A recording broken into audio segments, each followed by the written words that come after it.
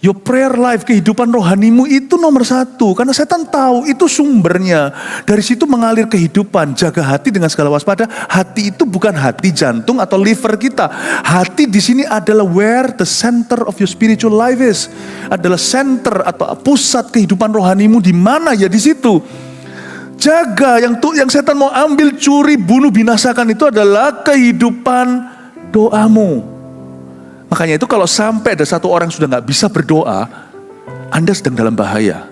Meskipun mungkin kelihatannya hidupmu masih oke. Makanya di perjanjian baru banyak surat-surat berkata begini, kuasailah dirimu supaya kamu bisa berdoa. Jadilah tenang. Apalagi di zaman sekarang semua orang overthinking. Susah untuk doa, tapi sampai kita sudah mulai susah berdoa, bahaya.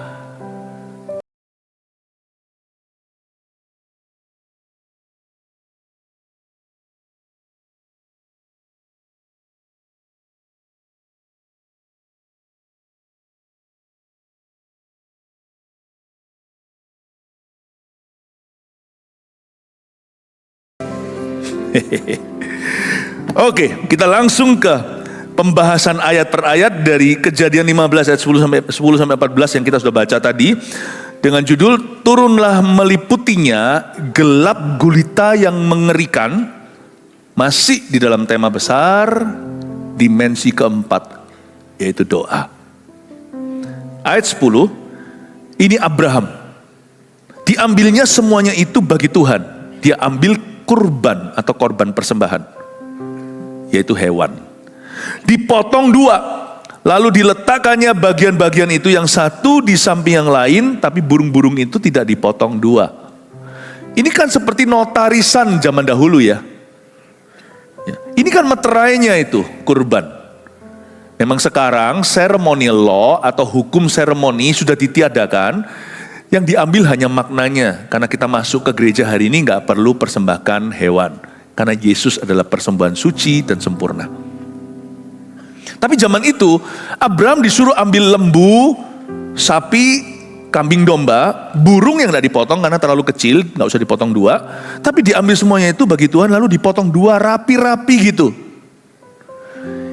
Ini bicara tentang apa sih? Ini bicara tentang membuat perjanjian dengan Tuhan. Seperti orang notarisan. Tapi kalau Tuhan itu, perjanjian dengan Tuhan itu berdasar kasih.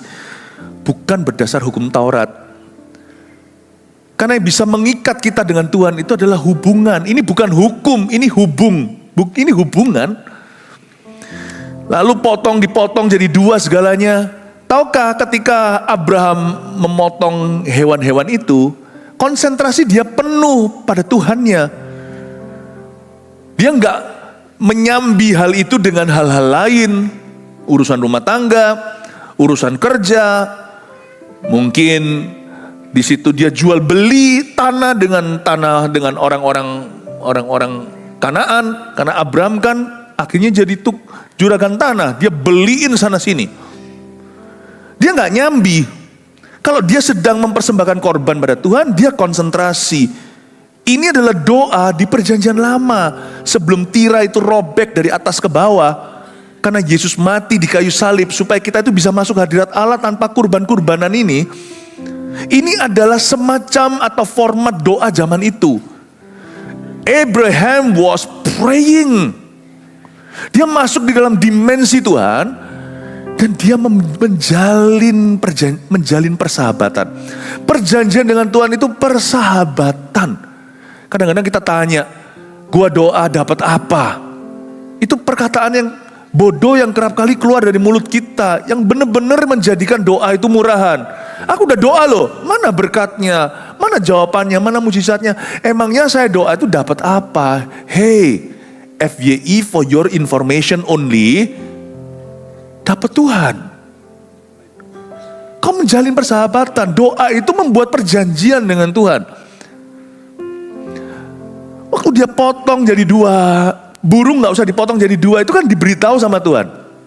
Kamu gak usah potong burung-burung apa merpati atau apa yang dipersembahkan, gak usah jadi dua. Pada waktu kita itu sembayang, kalau bukan pada berhala, pada Allah yang hidup, Allah akan menuntun sembayang kita. Gak satu arah. Tapi Tuhan itu Roh Kudus itu akan membimbing kita. Doa itu membangun kemitraan dengan Tuhan. Sadarkah Anda? Saya sebut itu dimensi keempat, karena kadang-kadang kita gampangkan, karena tidak terlihat. Tapi waktu kita berdoa itu, kita itu sedang dituntun sama Tuhan. Gak tentu selalu pada sebuah jawaban doa yang kelihatan. Gak tentu selalu pada berkat dan mujizat yang kelihatan. Tetapi waktu kita berdoa, kita akan semakin peka dengan Dia yang tak terlihat. Karena Dia sedang menuntun kita. Bukankah Roma 8 katakan rohnya Yesus sendiri akan mengajari kita dalam kelemahan kita, dan Dia akan menolong kita dalam kelemahan kita, karena kita ini daging dan darah, dan Dia akan mengajari kita bagaimana caranya berdoa ketika kita tidak tahu bagaimana harus berdoa. You see, the Holy Spirit is involved in your prayer life. Kita tuh gak nyadar kalau kita sedang berdoa, kita itu sedang menjalin hubungan dengan Tuhan.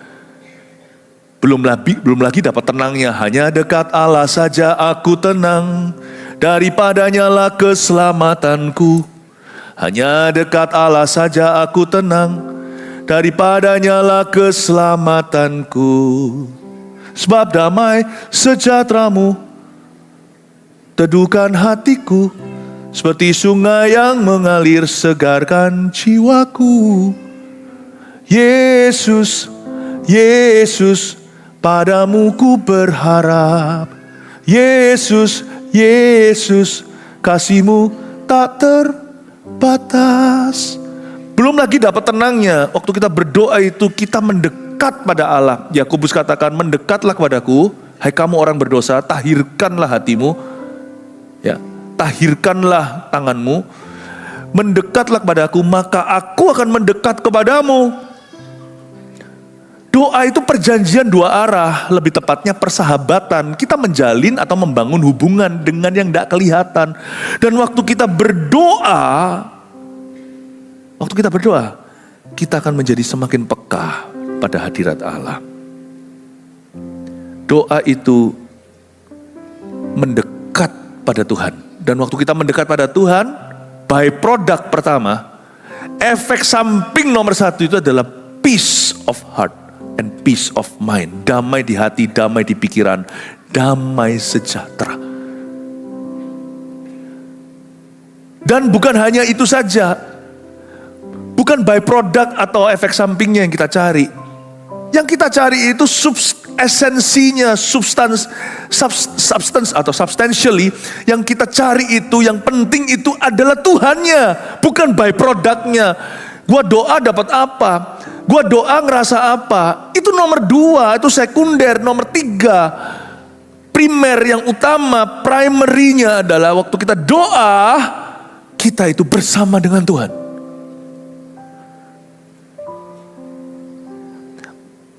Makanya kalau kita bisa berkata, aku mengasihi Tuhan, tapi kalau kita tidak membangun hidup doa kita, itu berarti you love Him, you don't like Him. Kita gak boleh berhenti sampai pengakuan iman. I love Jesus, aku mencintai Yesus. Oh, nanti ketika orang-orang menghina Yesus, kita jadi seperti Petrus. Orang pertama yang kedagingan, ambil pisau, potong telinga orang. Maksud hatinya sih mulia, cinta Tuhan, tapi kelakuannya kedagingan. Karena memang dia tidak dikontrol oleh Tuhan. Kalau kita tidak berdoa, hawa nafsu yang akan menguasai kita.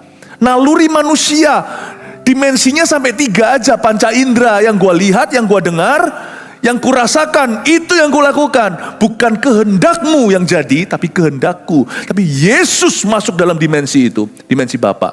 Dia berkata, kalau boleh cawan ini berlalu, tapi aku tidak akan tunduk pada daging dan darah. Bukan kehendakmu ya Bapa, tapi kehendakmu yang jadi. Di dimensi Bapa itu, dia berserah penuh. I'll do it your way, not my way. Tidak sedikit orang yang mau perang demi Yesus, lalu bunuh-bunuhan. Dan mereka kira mereka melakukan sesuatu yang baik untuk Tuhan. Padahal Tuhanlah pada akhirnya yang mereka dugakan. Doa itu membuat kita jadi punya perjanjian dengan Tuhan. Doa membuat kita peka pada hadirat Allah. Doa itu menjalin persahabatan. Dan lebih dari itu, kemitraan. Di dalam doalah kita berpindah alam. Dari yang namanya seorang hamba yang hanya melakukan apa yang disuruh tuannya, menjadi seorang sahabat yang mengerti apa yang dilakukan oleh temannya. Aku tidak menyebut kamu lagi sebagai hamba, kata Yesus di Yohanes 15. Tapi seorang hamba tidak tahu apa yang dikerjakan oleh master atau majikan. Tapi aku menyebutmu sebagai sahabatku karena kau tahu mulai hari ini kau berteman dengan aku. Abraham bukan notarisan dengan Tuhan. Waktu dia belah dipotong jadi dua itu, dia dan Tuhan seolah-olah seperti teman setara, padahal bukan. Makanya Tuhan menyebut Abraham my friend. Aku mau bakar Sodom Gomora pun aja, aku gak perlu permisi siapa-siapa. Tuhan kan Tuhan alam semesta. Tuhannya alam semesta Allah semesta alam kan. Tuhan gak perlu kulonun, tunduk-tunduk sama siapa. Tapi karena dia punya a friend, dia punya teman di Timur Tengah. His name was Abraham, namanya Abraham. Dia berkata, gak benar rasanya kalau aku raja yang benar, hakim yang benar, kalau aku tidak beritahu dulu pada seorang temanku, hei, aku mau hancurkan Sodom. Tuhan tak tanya menurutmu gimana? Siapa yang bisa jadi penasihat Allah? Dalam equation, dalam kalkulasi ini, Abraham tidak pernah sungguhan jadi setara, tapi dia diindahkan. Karena orang ini tahu bagaimana menjalin persahabatan dengan Tuhan lewat doanya, kehidupan doanya. Dia berkata, aku mau hancurkan Sodom Gomora. Any request from you? Any last word from you? Wow, Tuhan libatkan dia. Kira-kira ada kata apa dari kamu? Ada permintaan atau permohonan apa dari seorang sahabatku? My friend, what do you want? Kalau ada 10 orang Tuhan, 50 orang. Kalau ada 50 orang, akankah kau luputkan Sodom? Baiklah, karena kamu yang minta. 40. Sacap Tuhan, nocap Tuhan. Sampai harga tidak bisa lagi ditawar. Ini kayak orang tawar-tawaran barang di Mongkok, Hongkong. Kalau 10, gimana? 10, aku lewatkan. Gak ada 10, tahu gak? Hanya Lot, istrinya, 2 orang anaknya, calon menantunya 6. Ini pada gak mau semua istrinya jadi tiang garam. Cuman Lot dan 2. Ini pun dikumpulin semua sak desa. Itu 2 menantunya, calon menantunya pasti gak benar juga. Itu 2 anak juga gak beres. Tahu kan nanti akhir ceritanya. Cuman ada 6 itu pun gak beres semua. Tuhan luputkan. Tuhan tetap bakar Sodom Gomora. Tapi Tuhan selamatkan 6 ini karena seorang sahabat. 2 gak mau. 1 jadi tiang garam. Tuhan selamatkan 3 akhirnya. Padahal Tuhan mau selamatkan 6. Karena seorang teman. His name was Abraham. You see, doa, kadang-kadang kita jadikan itu seperti vending machine. Ya, untuk kita minum minuman soda. Masukkan koin, kling, keluar, satu kaleng. Gua dapat apa? Have you forgotten? Doa itu yang utama itu bukan dapat apa. Doa yang utama itu bersahabat dengan Allah. Kita gak bisa mengaku-ngaku, oh aku sahabatnya Tuhan, tapi kita gak punya kehidupan doa. Gak bisa, karena kita ini daging darah. Kalau kita tidak punya doa, hidup doa, maka daging kita pasti akan berkuasa. Di dalam doa itulah kita benar-benar dilatih oleh Tuhan. Kita gak mengerti ini, bahwa doa itu ternyata membangun hubungan perjanjian dengan Tuhan. Jadi saya gak terlalu khawatir kalau saya doa, saya dapat sesuatu atau enggak. Saya doa itu pertama-tama sebelum saya minta, cari, dan juga ketok. Sebelum saya punya kebutuhan, doa tetap harus mendoakan kebutuhan kita. Ya, dalam doa kita memanggil Dia Bapa kami di dalam sorga, dikuduskanlah namamu, kita harus mengeluhkan Dia. Datanglah kerajaanmu, doakan untuk pekerjaan Tuhan di atas muka bumi. Jadilah kehendakmu di bumi seperti di sorga, berilah makanan pada kami. Kita harus doa untuk for our daily needs, untuk kebutuhan kita sehari-hari. Mesti didoakan, jangan sungkan. Masa minta sama paman, mintakan sama orang tua, minta itu sama bapak. Kita minta daily need, tapi kita juga nggak berhenti sampai sana. Kita juga berdoa supaya kita itu dilindungi, bebaskan dari yang jahat. Untuk personal struggle, untuk pergumulan pribadi, Tuhan tuntun aku mengalami dan melawan pencobaan-pencobaan dan lindungi kami dari si jahat.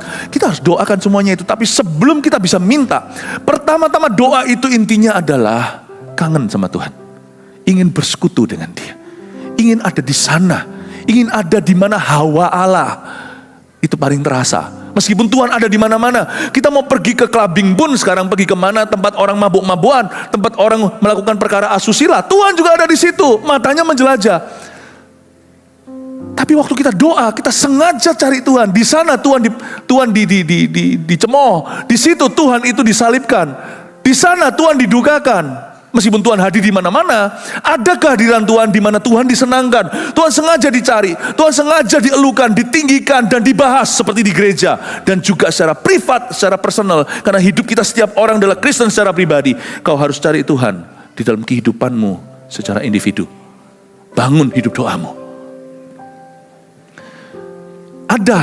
Saya kangen sama Tuhan tuh berada di mana Tuhan itu hawanya paling kerasa. Itu di dalam doa. Meskipun kadang-kadang kita yang gak kerasa apa-apa waktu doa. Makanya orang kalau doa gak doa itulah pemisahnya. Antara orang yang ngaku dekat sama Tuhan, SKSD, sok kenal, sok dekat, sama orang yang sungguh-sungguh dekat. Dan di situ Tuhan juga akan menunjukkan perbedaannya antara orang yang sungguh-sungguh Tuhan dekati dengan yang enggak. Mendekatlah kepada aku akan mendekat padamu. Orang yang gak dekat sama Tuhan, anak-anak sekewa, ngaku-ngaku namanya, gak ada kuasa.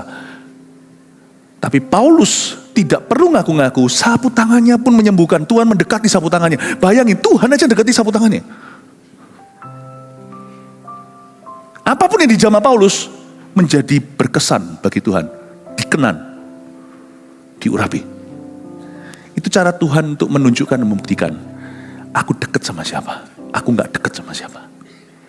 Karena Tuhan itu lebih dari pejabat.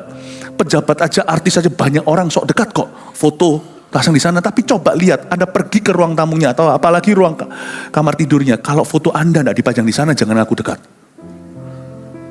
Orang yang dekat sama pejabat itu yang fotonya dipasang sama pejabat itu, bukan orang itu memasang foto pejabat itu. Aku dekat sama Jerian.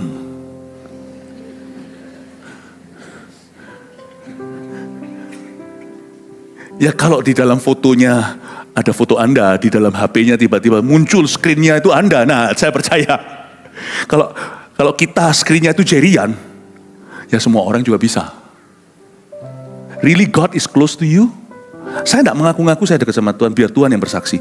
Saya rindu Tuhan. Tugas saya hanya satu, merindukan Tuhan. Udah itu aja. Dan orang yang dekat sama Tuhan ya salah satu tandanya tidak akan sumpah serapah, apalagi nggak akan sumpah pun tidak. Sumpah, ianya adalah ya, tidaknya adalah tidak. Dan Tuhan akan serta dengan keputusannya dan kata-katanya. Orang justru pakai demi Tuhan itu Anda harus hati-hati, itu nggak dekat sama Tuhan. Karena kalau dia perlu memastikan orang lain percaya dia dekat sama Tuhan, berarti Tuhan tidak bersaksi tentang orang itu di hati orang lain. Nangkep ini ya Bapak Ibu Saudara. Doa membuat perbedaan kedekatan. Kita lanjut lagi ya. Ayat 11. Ketika burung-burung buas hinggap pada daging binatang-binatang itu, maka Abraham mengusirnya. Hati-hati ya. Burung-burung di sini juga lambang setan, tapi burung-burung buas di sini mungkin adalah vulture. Ya, itu loh elang-elang botak, itu bukan elang botak, bukan bald eagle, tapi elang-elang yang jelek, buruk rupanya itu termasuk semacam elang, hewan semacam keluarga elang, tapi yang makan bingkai. Bangkai. Bedanya bangkai sama bingkai ya mirip lah ya. Yang makan bangkai itu loh. Ya. Di sini kita harus pelajari sesuatu bahwa yang iblis mau hancurkan itu pertama-tama itu bukan bisnismu. Jangan kira yang dia mau hancurkan itu pernikahanmu, keluargamu. Bukan. Dihancurkan itu dulu kehidupan rohanimu. Kalau dia dapat itu, dia dapat semuanya. Makanya itu kalau Anda mau lindungi, yang pertama-tama Anda harus lindungi your spiritual life. Bukan hanya itu, tentunya Anda harus lindungi anak Anda harus lindungi bisnis Anda, interest Anda, I know. Tapi itu setelah. Yang pertama-tama diincar oleh vulture atau burung-burung bangkai itu, yang pertama-tama mau diambil, yang mau dihancurkan adalah the offering. Persembahan itu. Persembahan ini tidak bicara soal uang saja.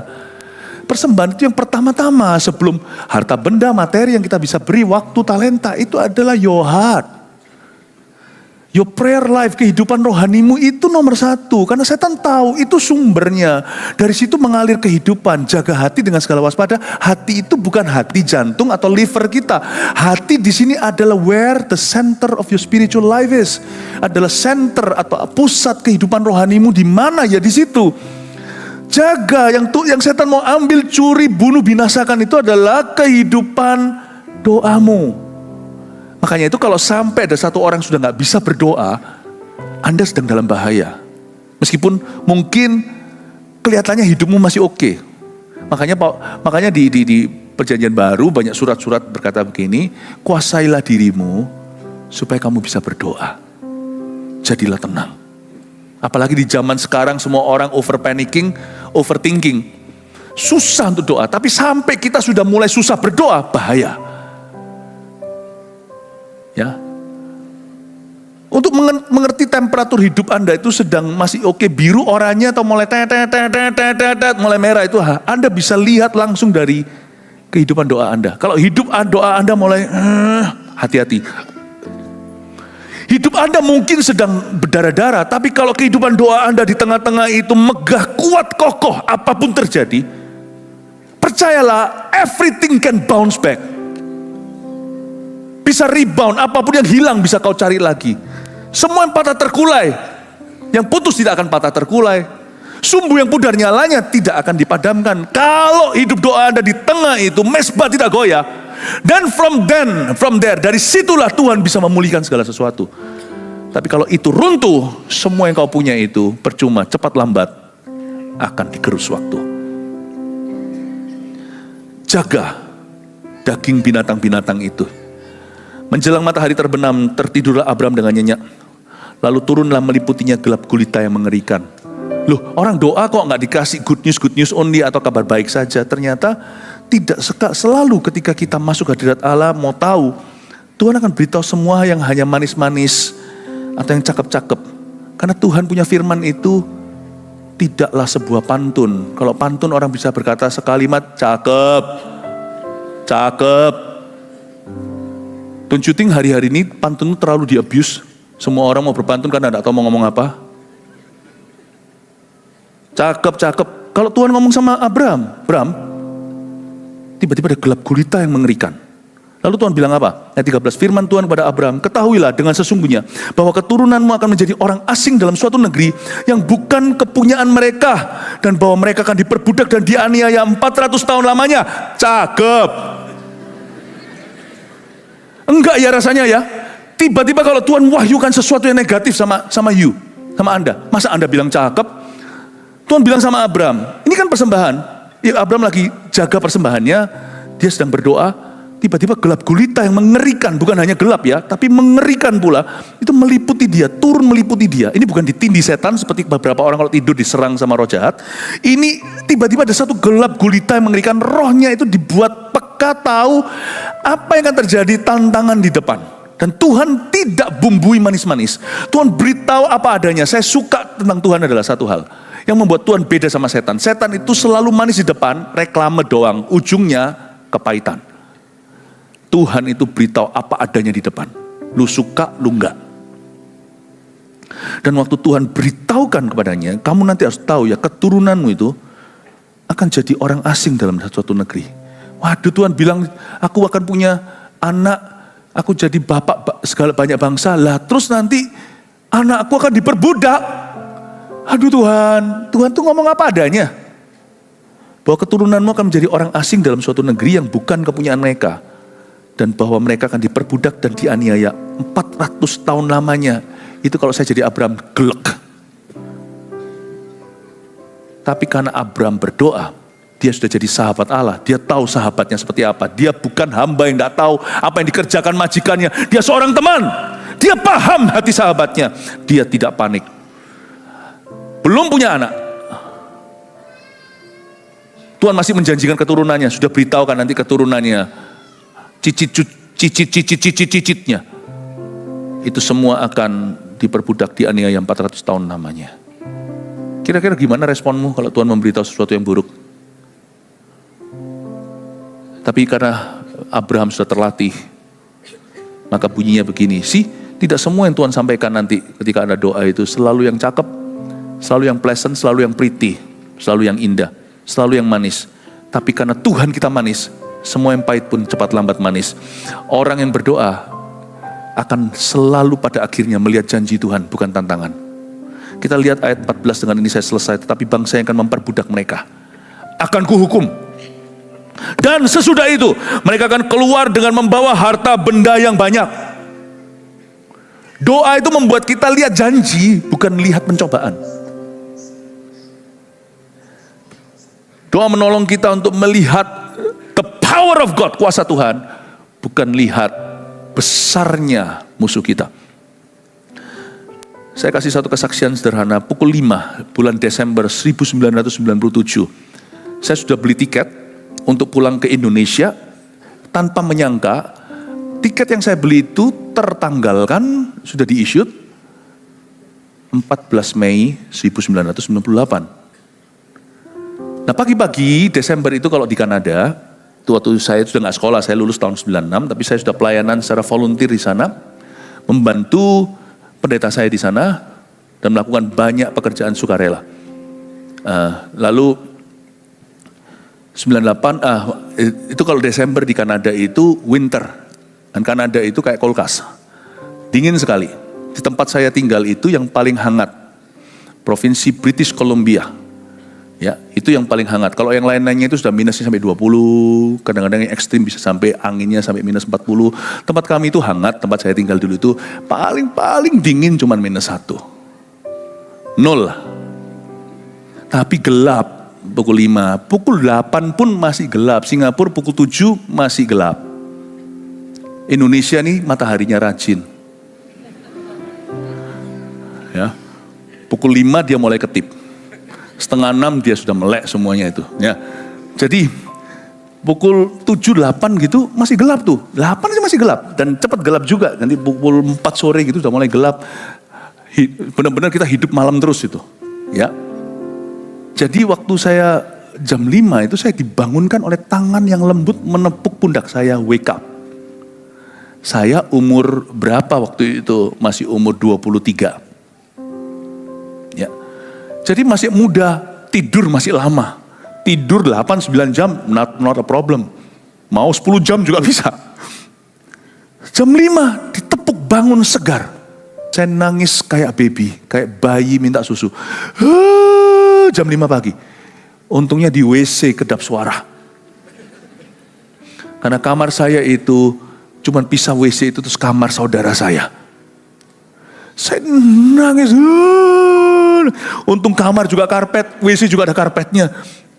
Saya nangis itu diserap suaranya. Saya nangis kayak bayi. Saya kaget, kenapa saya nangis? Tiba-tiba saya merasa seperti ada gelap gulita yang mengerikan meliputi saya. Waktu saya nyanyi untuk Indonesia, Desember 97. Dan saya nangis cukup lama, gitar terus jalan, bait demi bait dinyanyikan oleh jari saya. Tapi mulut saya gak bisa mengucapkan kata-kata, menangis, merengek, meratap sejadi-jadinya. Setelah nangis sekian lama saya mulai curiga, capek loh nangis itu. Saya berkata, saya gak sedih, saya happy banget. 5 bulan lagi saya akan pulang ke Indo, ketemu papa mama, ketemu ada di Indonesia. Saya senang dan saya gak punya masalah semua masalah yang serius gak ada. Saya juga tidak hidup di dalam dosa sehingga saya perlu sorry, ngerasa menyesali, gak ada. Nangis, tapi saya rasa seperti ada kegelapan, saya gak bisa jelaskan. Itu meliputi saya. Ya memang luar masih gelap sih, tapi saya rasakan ada kegelapan dalam jiwa saya, itu bukan roh jahat. Saya merasakan sesuatu yang buruk akan terjadi atas Indonesia. Setelah itu saya dengar suara tadi berkata, go back to sleep. Saya tanya sama Tuhan, what's going on? Saya mulai curiga, yang nangis bukan aku, tapi seseorang di dalamku. Saya berkata, what's going on Lord? Apa yang terjadi? Go back to sleep, you do not understand. Tidurlah, kamu tidak mengerti. 13 Mei kerusuhan. Tanggal 14-nya saya terbang, pulang ke tanah air. Semua orang bilang, are you crazy? Yes, I'm crazy for Jesus. Karena saya pulang dengan satu keyakinan, yaitu ayat 14-nya Abraham tadi. Tapi bangsa yang mereka akan kuhukum dan sebagainya, keluar dengan membawa harta benda yang banyak. Tuhan berkata bahwa negerimu akan mengalami kebangunan rohani. Saya pulang dengan harapan terjadi kebangunan. Dan ketika orang lain melihat masalah, lewat doa, khususnya bulan Desember pukul 5, Tuhan mempersiapkan hati saya untuk lihat janji dan kebangunan rohani. That is the best decision I've ever made in my ministry. Untuk pulang ke Indonesia, untuk membawa api kebangunan rohani. Saya beritahu, kalau saya tidak doa, pagi itu kalau Tuhan tidak bangunkan saya, I will not get his heart. Saya tidak akan mengerti hatinya.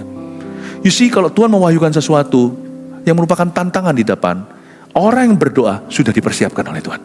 Bahkan dia sendiri nggak tahu. Setelah itu saya kembali tidur, mata bengkak. Dan untung karena usia cepat tidurnya lagi. Sekarang nggak tahu kenapa, saya mulai mengerti Pak Sam.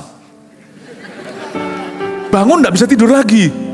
Saya mulai perlahan-lahan memahami. Tapi dulu, bubuk no problem. Roh Kudus bilang sama saya, go back to sleep. Saya seperti anak kecil sebelum saya tidur. Saya seperti anak kecil memegang jari papanya. Papanya nangis, saya ikut nangis. Tapi gak ngerti kenapa.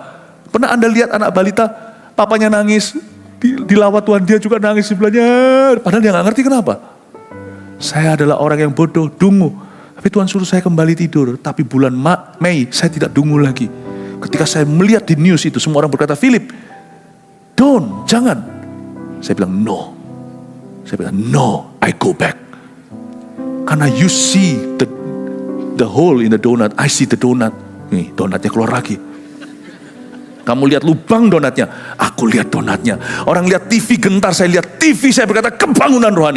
Ini waktunya harus ada orang yang berdiri di antara Tuhan dan umat. Dan berdiri untuk masa depannya. Saya beritahu, orang yang berdoa hidup di dimensi keempat. Dia hanya tinggal di dimensi 3. Hidupnya di dimensi 4. We don't live by what we see. We live by what we believe. Amin Bapak Ibu Saudara. 2 poin ini lalu kita selesai. Anda bisa bawa pulang. Turunlah meliputinya gelap gulita yang mengerikan. Number 1, doa itu membangun hubungan perjanjian dengan Tuhan. 2, doa itu menolong kita untuk melihat janji Tuhan, bukan persoalan. Foto ini silakan 1, 2, 3. Ya, bonus pendetanya juga ada. God bless you, haleluya. Kami merasakan waktu ilahi telah tiba untuk kami increase in every way, untuk kami bertumbuh ke arah Tuhan dengan cara yang belum pernah terjadi sebelumnya. Pertumbuhan rohani kami dalam keluarga kami. Kami percaya Tuhan Yesus, Engkau akan menumbuhkan apa yang telah ditanam. Dan jemaat-Mu yang telah mendengar suara-Mu, berkatilah mereka. Jemaat yang dikasihi Tuhan, angkatlah kedua tangan, terimalah berkat dari Allah Bapa, Allah Putra, Allah Roh Kudus, Allah Abraham, Ishak dan Yakub. Allah lintas generasi itu mengasihi-Mu. Dan setiap generasi Tuhan bekerja semakin dahsyat. Pulanglah membawa berkat. Bawalah ke anak cucumu damai dan sukacita dan iman ini. Dan pulanglah kepada pekerjaanmu. Dan biarkan Tuhan memberimu increase, memberimu pertumbuhan yang belum pernah terjadi di sana. Tuhan terima kasih. Kami menerima semua berkat-Mu ini. Di dalam nama Tuhan Yesus kami kembalikan semua kemuliaan hanya bagi Tuhan. Haleluya, yang percaya katakan amin. See you at the Super Conference. God bless you.